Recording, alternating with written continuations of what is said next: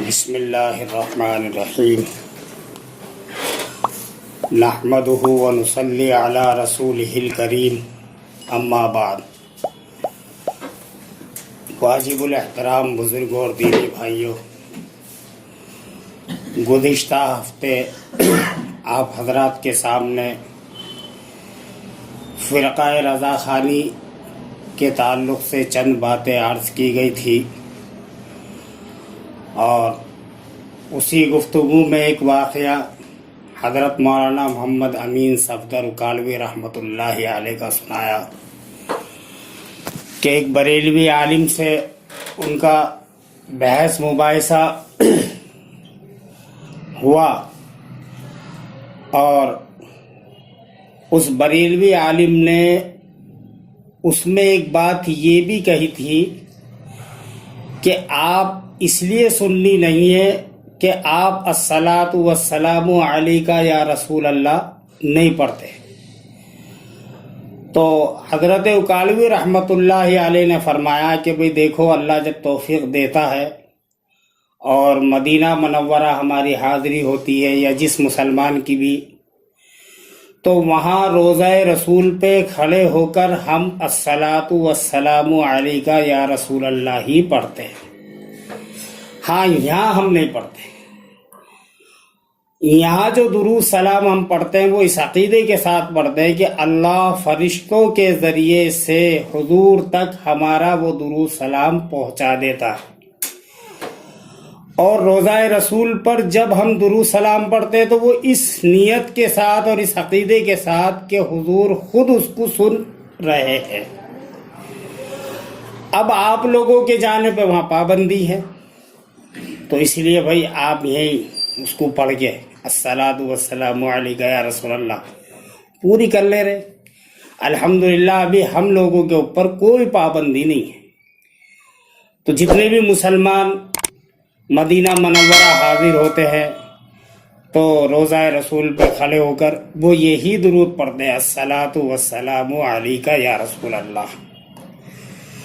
بہرحال اب بتانا مقصد یہ ہے کہ اذان سے پہلے جو درود ان کی مسجدوں میں یعنی رضا خانیوں کی مسجدوں میں پڑھا جاتا ہے، الصلاۃ والسلام علیک یا رسول اللہ، یا کہیے الصلاۃ والسلام علیک یا حبیب اللہ، اگر اس کے شروع ہونے کے بارے میں یہ کس مقصد کے تحت شروع ہوا، کیوں ہوا، میں سمجھتا ہوں اگر کسی مسلمان کو یہ جانکاری ہو تو شاید وہ کبھی بھی ان کی حمایت نہیں کر سکتا۔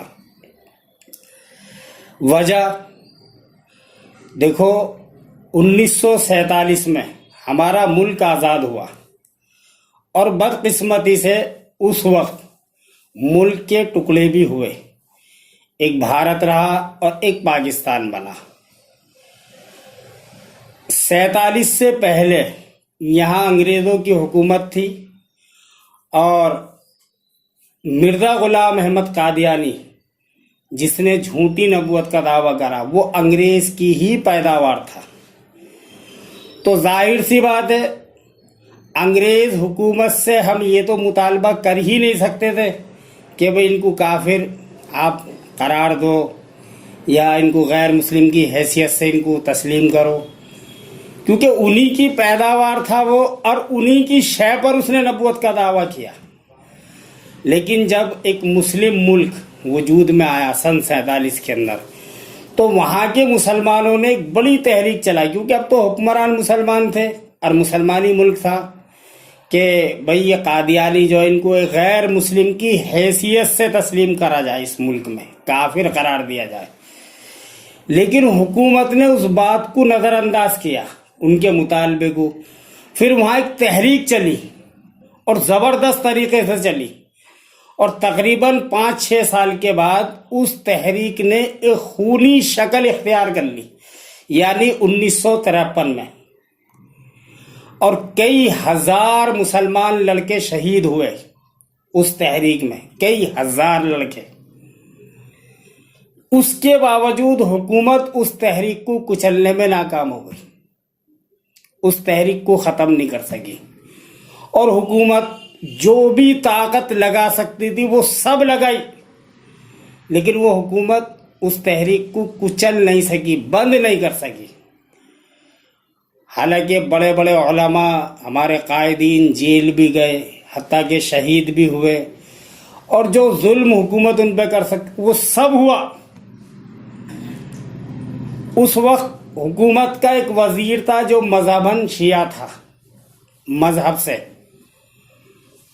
تو وہ ملاقات کے لیے جاتا ہے فیصل آباد، پاکستان کا ایک شہر ہے فیصل آباد، اور وہاں ان رضا خانیوں کا ایک بڑا مدرسہ ہے جامعہ رضویہ، اس کے ذمہ دار تھے مولوی سردار علی صاحب اس وقت۔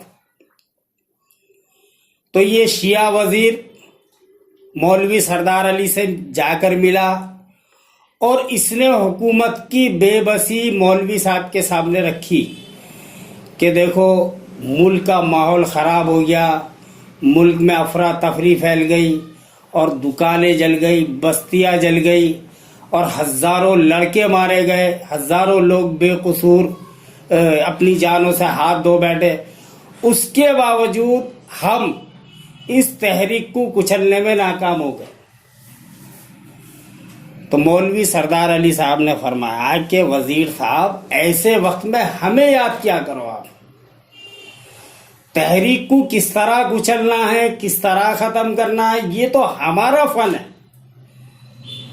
آپ نے جو اتنی محنت وہ بیکار ہے۔ تو وزیر نے بہت اچھا، آپ کوشش کریں۔ تو غالباً ظہر کی نماز کے بعد یہ گفتگو مولوی سردار علی اور اس شیعہ وزیر کے بیچ میں ہوئی، اور عصر کی نماز سے پہلے اپنی مسجد کے مؤذن کو بلا کے مولوی سردار علی صاحب نے حکم دیا کہ جب آپ اذان پڑھیں گے تو اذان پڑھنے سے پہلے آپ کو بلند آواز سے الصلاۃ والسلام علیک یا رسول اللہ پڑھنا۔ سب سے پہلا اذان سے پہلے جو درود پڑھا گیا، غالباً مارچ کا مہینہ اور سال 1953، جامعہ رضویہ فیصل آباد، اور مغرب کی اذان میں، پھر اور 2-4 مسجدوں میں، عشاء کی اذان میں پھر اور 2-4 مسجدوں میں، اور اگلے دن تک تقریباً پورے شہر میں جو رضا خانیوں کی مسجد تھی وہاں۔ اور آج ہوتے ہوتے یا انڈیا میں، پاکستان میں، بنگلہ دیش میں، جہاں بھی رضا خانی سب۔ لیکن ایک مزے کی بات یہ ہے کہ اس طبقے کا بانی مولوی احمد رضا خان بریلوی، اس کا قائم کردہ مدرسہ ہے منظر الاسلام بریلی کے اندر، وہاں آج بھی اذان سے پہلے یہ درود نہیں پڑھا جاتا، اور باقی سارے رضا خانی پڑھ رہے ہیں۔ اب جب ظاہر سی بات ہے ایک نیا مسئلہ جب کھڑا ہوا تو علماء نے اس کے خلاف آواز اٹھائی کہ بھئی یہ کیا ایک نئی چیز کھڑی کر دی آپ نے۔ بس اسی موقع کے چکر میں مولوی سردار علی تھا، اس نے لوگ، اچھا اس تحریک میں سب شریک تھے، بریلوی، سنی، اہل حدیث، سب مل کے، بھئی یہاں تو مسلمان ہے نا، ختم نبوت کا مسئلہ تھا۔ تو مولوی سردار علی نے فوراً کہا کہ دیکھو ان کے پیچھے پڑے ہو، قادیانیوں کے، سب سے بڑے گستاخ رسول تو یہ لوگ ہیں جو درود پڑھنے کے بھی مخالف ہیں، اور اس طریقے سے وہ تحریک فیل ہوئی ہے۔ اب مجھے ایمانداری سے بتاؤ، جو شخص اپنے آپ کو مسلمان بھی کہتا ہے اور حضور اکرم صلی اللہ تعالی علیہ وسلم سے محبت کا دعویٰ بھی کرتا ہے، اگر یہ حقیقت جان لے وہ کس طریقے سے وہ درود یعنی اذان سے پہلے جو الصلاۃ والسلام علیک یہ پڑھے گا، یا پڑھنے والے کی حمایت کس طریقے سے کرے گا جس کو یہ معلوم ہے۔ تو اس درود شریف کو جو شروع کرا گیا تھا وہ قادیانیوں کی جان بچانے کے لیے شروع کیا گیا تھا، اور پھر مزے کی بات، سب سے زیادہ اپنے آپ کو عاشق رسول کہنے والے وہی لوگ، اور ہم سب کو گستاخ رسول کہنے والے وہ لوگ۔ دیکھو دنیا کا ایک اصول ہے، اللہ نہ کرے آپ کے اندر کوئی عیب ہے، کوئی برائی ہے، اور آپ یہ چاہتے ہیں کہ اس عیب کو کوئی سامنے والا ذکر نہ کرے، اس برائی کو کوئی بیان نہ کرے، تو اس کا ایک ہی طریقہ ہے، آپ کی زبان چنٹ ہونی چاہیے اور وہی عیب آپ کسی اور کے ذمہ لگا دیں. یعنی جو عیب آپ کے اندر ہے اس عیب کو آپ کسی اور کے ذمہ لگا دیں، ختم مسئلہ. مثلا کوئی بستی تھی، کوئی علاقہ تھا، تو وہاں پوری بستی کے لوگوں کا اتفاق تھا ایک بات کو لے کر کہ بھئی جو شخص بھی کانا ہوگا، کانا سمجھتے نا، ایک آنکھ والا، بس یہ دلیل ہے کہ یہ ایک نمبر کا نہیں ہے، یعنی حلال کا نہیں ہے، ایک باپ کی اولاد نہیں ہے، حرامی ہے. حالانکہ یہ کوئی بات نہیں، ان کا آپس کا اتفاق تھا. اب کوئی کانا آدمی بیچارہ ادھر سے گزرتا تو اس بستی کے لوگ دیکھ کے ادھر شور مچاتے، ارے حرامی حرامی حرامی. اب اتفاق سے ایک کانے آدمی کو اس بستی میں کوئی کام تھا، اسے جانا تھا، اور اسے یہ معلوم بھی تھا کہ اس بستی کے لوگوں کا یہ اتفاق ہے کہ وہ کانے آدمی کو حرامی سمجھتے ہیں. لیکن اس نے بھی ایک ترکیب سوجی اور پہنچا، اور اس بستی کا جو پہلا آدمی اس کے سامنے پڑا، اس نے چھوٹتے اسے کہا، اور بھئی حرامی کیا حال ہے؟ اب وہ آدمی پریشان، ارے یار حرامی یہ خود کہہ رہا ہمیں، حرامی یہ خود کہہ رہا ہمیں. بس یہی حال ان رضا خانیوں کا ہے. نبی کی شان میں گستاخی انہوں نے کی اور آج تک کر رہے، اور ذمہ ڈال دیا علماء دیوبند. الحمدللہ علماء دیوبند کا عشق رسول ساری دنیا کے سامنے جگ ظاہر ہے، کوئی ڈھکا چھپا نہیں ہے. دیوبندیوں کا، علماء دیوبند کا عشق رسول ساری دنیا کے سامنے ہے. اور عشق رسول میں جتنی قربانیاں اس موجودہ دور کے اندر، یعنی اس 100-150 سال کے پیریڈ میں جتنی اکابرین علماء دیوبند کی اور دیوبندیوں کی، یہ کسی کی نہیں ہے. اور رہا سوال درود پڑھنے کا، تو آج بھی اگر کوئی شخص ایمانداری کے ساتھ تھوڑا سا غور کر لے اور فکر کر لے اور سروے کر لے، تو سب سے زیادہ درود دیوبندی پڑھتے، سب سے زیادہ. آج بھی ایک مثال کے طور پہ انڈیا میں ہزاروں مدرسے ہیں، ہزاروں،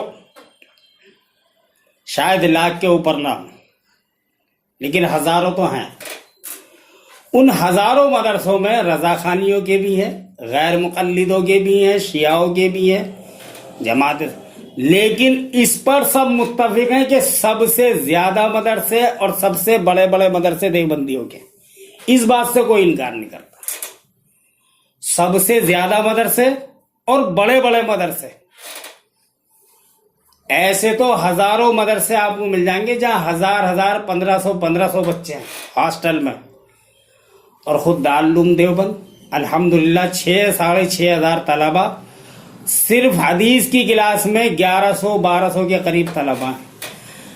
اب میں بالکل آسانی کے ساتھ آپ لوگوں کو یہ بتانا چاہ رہا ہوں، دیکھو 6 کتابیں حدیث کی کلاس میں پڑھی جا رہی، اور ایک گھنٹہ بھی اگر ساری کتابوں کا پکڑ لو، ساری کتابوں کا،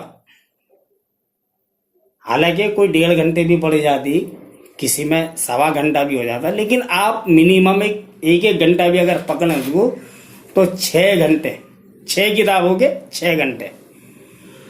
ایک صفحے میں کتنی مرتبہ حضور اکرم صلی اللہ علیہ وسلم کا نام آ رہا، اور وہ جو 1100-1200 طلبہ بیٹھے ہوئے وہ سب کہہ رہے صلی اللہ علیہ وسلم. اب آپ اندازہ کر لیں 1100, 1150, 1200 بچے، یہ صرف ایک مدرسے کی مثال دے رہا ہوں میں.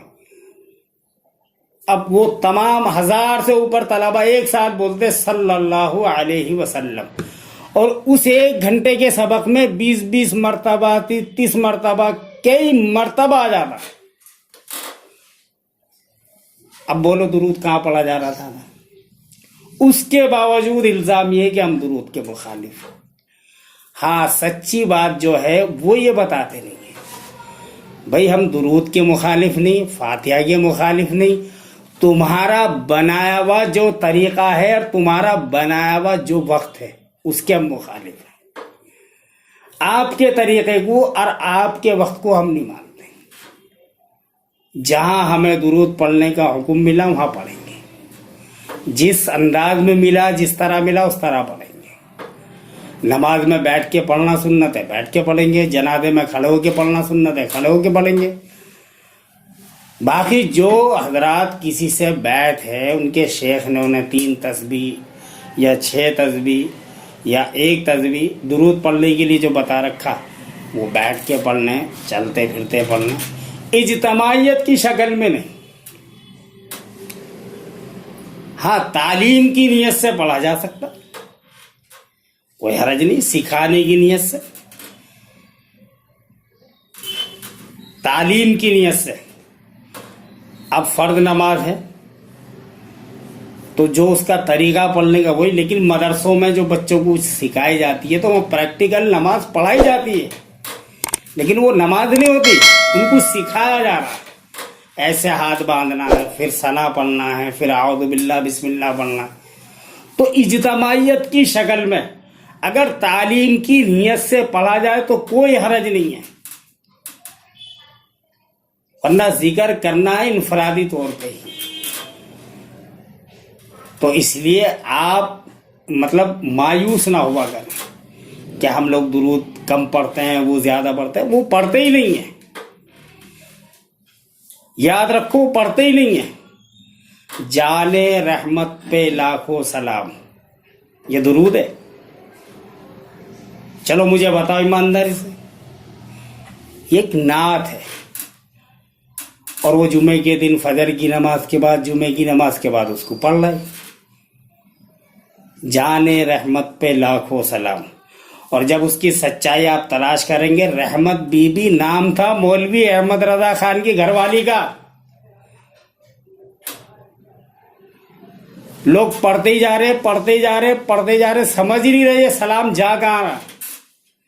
اور رضا خانیوں کی اماں کے لیے پڑھا جا رہا، جانے رحمت پہ لاکھوں سلام۔ اب دیکھو مولوی احمد رضا خان کی بیوی کا نام رحمت بی بی تھا، اور اس میں وہ خوش ہو جا رہے۔ تو ہم درود وہ پڑھتے جو میڈ ان مدینہ ہے، made in Medina, made in Bareilly وہ نہیں پڑھتے۔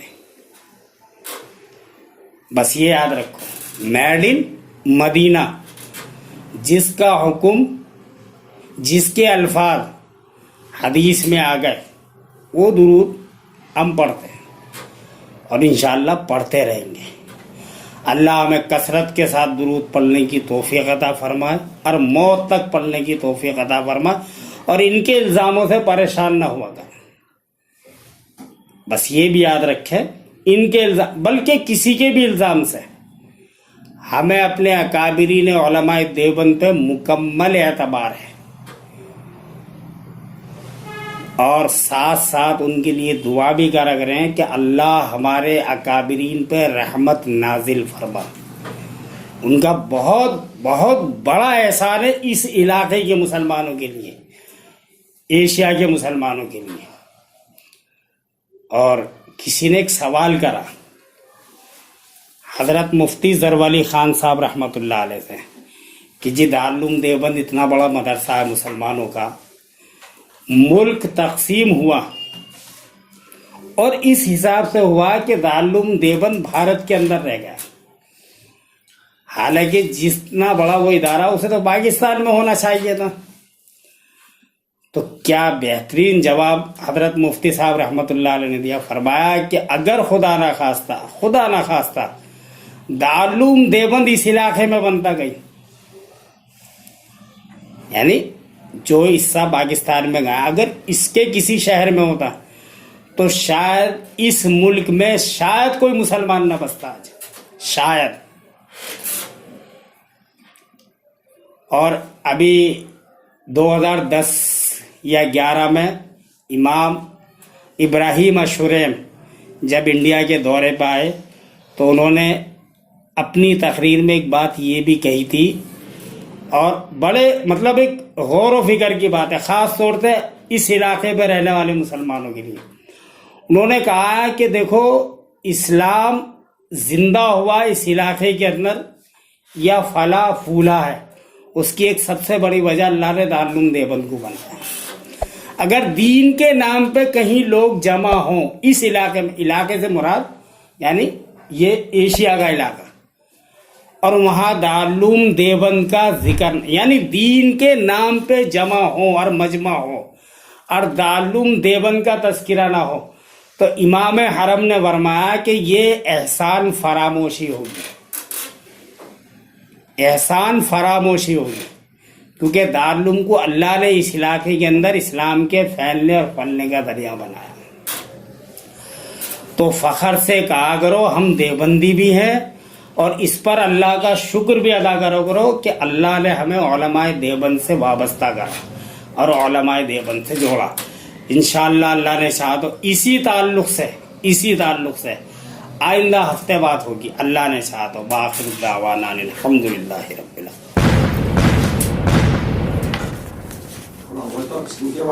आलमीन।